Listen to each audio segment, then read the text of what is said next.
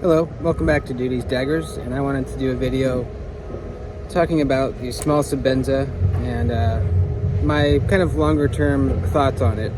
I did a video on it when I first got it and carried it for a couple days, a couple weeks maybe, but now it's been closer to 6 months, closer to probably even longer than that, that I've owned this knife and been carrying it a lot. And so I wanted to kind of give an update on what I think of it.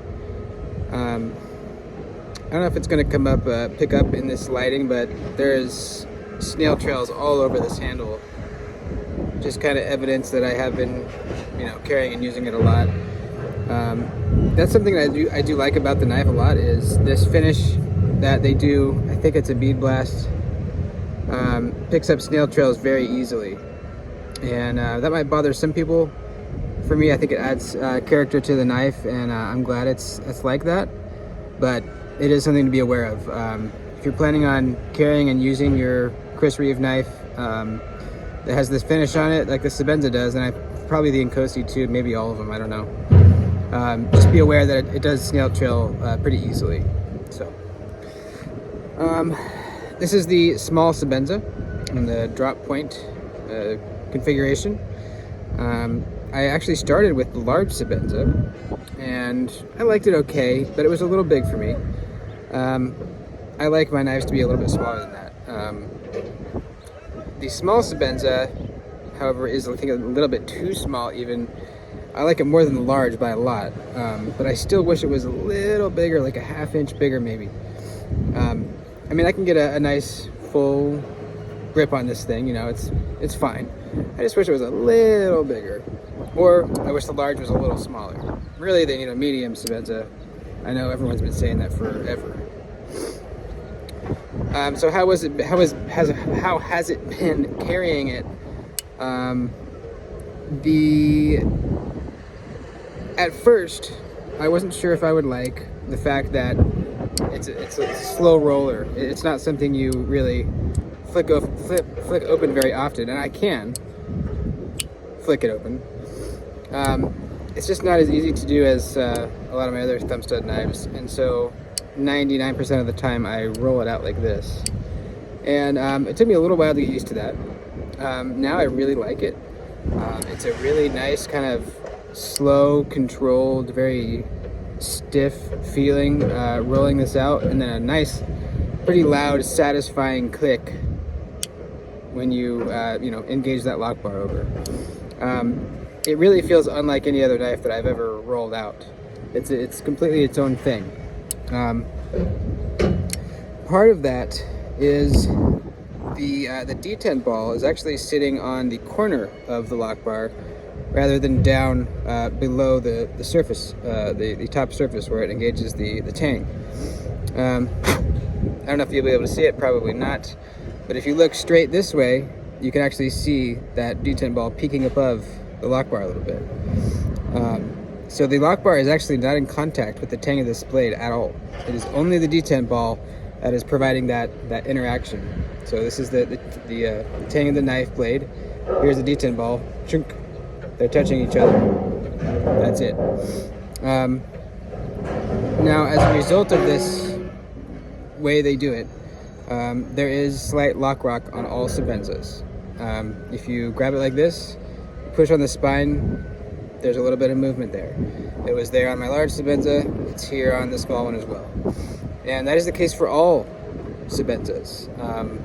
I know people always say it's a defect, take it back in. It's not. It's been acknowledged by Chris Reeve, by people over at Chris Reeve, that it is part of how the knife is. It's not a defect. That's just how the knife is.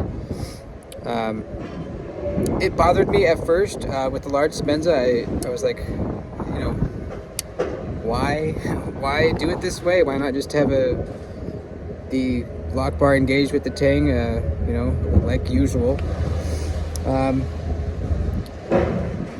It doesn't bother me as much anymore. It does still kind of bother me. Like, I wish it wasn't there. I wish it didn't happen. But it does.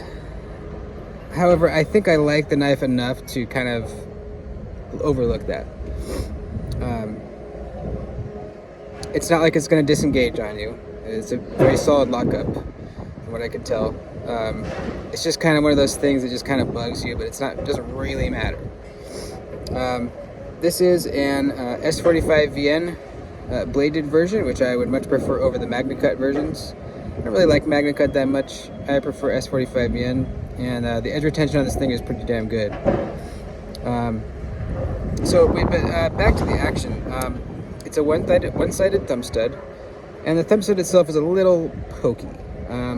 It's not a very comfortable thumb stud to put your thumb onto. For a while I was considering getting aftermarket thumb studs, possibly a double thumb stud, and I probably still will do that in the future. It's a little sharp. And since you are, kind of putting more pressure on the thumb stud than you would a normal knife to get the blade out, it's kind of sucks a little bit. My thumb was hurting for a little while after I first got my large Sebenza, and I was playing with it a lot. I had a sore thumb, so there's that. The ergos on this thing are pretty good. The clip is a little bit of a hot spot. That hump kind of comes up pretty far, so it's not, you do feel it. I don't know if I'd call it a hot spot. I do feel it though when I'm gripping the knife.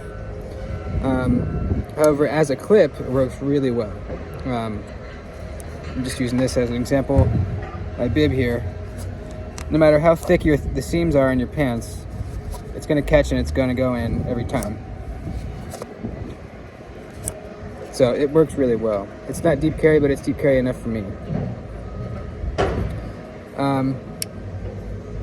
The blade, as far as performance, shape, I really like it.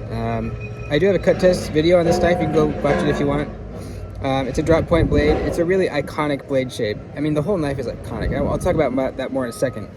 The blade shape is really good. It's a drop pointed blade, so you can get to utility cuts. You can get to the tip for utility cuts. You also have the belly to kind of rock down on if you're cutting something on a flat surface. It's got enough straight here to be good at slicing cardboard. It's got a nice hollow grind. The blade stock is pretty average. The measurement behind the edge is not super thin. It's like 20 thousandths, maybe a little more. But it cuts really well. The geometry is pretty good on this thing. Holds an edge great. The sharpening choil area is done well. I've actually sharpened this once already, and there's not a smile forming yet. So that's great. I like the spine is slightly crowned over. It's just kind of a nice look. The jimping here is nice and grippy, very nice and grippy. It's a very, I think, stylish knife. I feel cool carrying this knife. Maybe because it's just, like I said, an iconic knife, and maybe that's part of the reason why. But it's not just that. There's a reason why it's an iconic knife, and it's because it's a very good knife, and the looks are just classic knife looks. I really dig it. I think it's a very elegant looking knife. As far as a choke up area, you can choke up right here, kinda. It's not very comfortable, but if you want to put your finger there to prevent cardboard from sliding into the choil area, you can definitely do that pretty easily. I usually just grip it like this. How is it held up? Really, really well. Like I said, the finish is going to get marks on it. The finish is going to be marred, but if you're okay with that, then cool. Also, if you are not cool with that, you can always send your Sebenza in, or any Chris Reeve, to get a spot treatment. So say I wanted to send this in and get all these snail trails taken off, I could do that free of charge. So that's pretty cool too. Now the disassembly of this knife is so easy. It comes with a little Allen key. They're all the same size. You got the pivot, the stop pin, one body screw. There is a very large phosphor bronze washer on one of the sides, I forget which, and then a little bit smaller one on the other side. And there's little slots milled into this this washer, and that is to capture the lubricant in those little pockets. which is part of the reason why, you know, Chris Reeve knives are so smooth. Sebenzas are so smooth. Is those little pockets pretty cool. When you're putting the knife back together, it just goes together so easily. There's no like messing with the pivot to try to get it the right tension. You turn the Allen key until it stops turning, and there you go. There's no, oh, I'm gonna back it off a little bit, I got some blade play. There's nothing like that. You tighten it until it stops, no blade play, solid lockup, you're good. Really cool.